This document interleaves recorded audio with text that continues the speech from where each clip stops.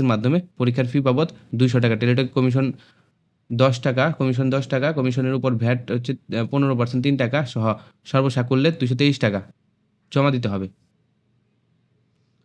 SMS প্রেরণের নিয়মাবলী ও পরীক্ষার ফি প্রদান। অনলাইনে আবেদন অ্যাপ্লিকেশন ফর্ম যথাযথ পূরণ করে নির্দেশনা মোতাবেক সম্প্রতি 2 মাসের মধ্যে তোলা ছবি 300 বাই 300 পিক্সেল সর্বোচ্চ 100 কেবি এবং স্বাক্ষর হচ্ছে সর্বোচ্চ 60 কেবি আবেদন সাবমিট করতে সম্পন্ন করে কম্পিউটার স্ক্রিনে ছবিসহ অ্যাপ্লিকেশন প্রিভিউ দেখা যাবে।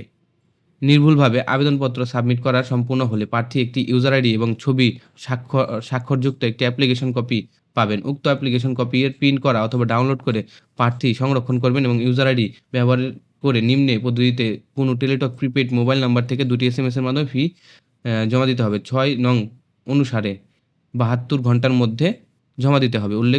অনলাইনে আবেদনপত্রের সকল অংশ পূরণ করে সাবমিট করা হলে পরীক্ষার ফি জমা না দেওয়া পর্যন্ত অনলাইনে আবেদনপত্র কোনো অবস্থায় গৃহীত হবে না। অনলাইনে আবেদনপত্রের ফি জমা দেওয়ার জন্য JBC space user ID space send করতে হবে 160 পোল্টো নাম্বারে। ফিরতি এসএমএস আপনার একটা পিন পাবেন, পিনটা আবার আরেকটা এসএমএস পাঠাতে হবে। JBC space ES space PIN number লিখে সেন্ড করতে হবে 160 পোল্টো নাম্বারে।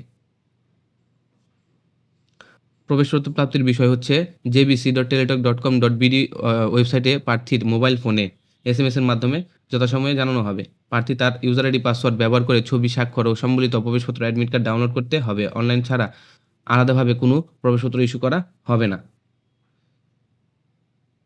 এসএমএসে প্রেরিত ইউজার আইডি পাসওয়ার্ড ব্যবহার করে পরবর্তী রোল নাম্বার, পদের নাম, ছবি, পরীক্ষার তারিখ, সময়, স্থান, নাম ইত্যাদি তথ্য সম্বলিত প্রবেশপত্র প্রার্থীর কালার প্রিন্ট করে নিতে হবে।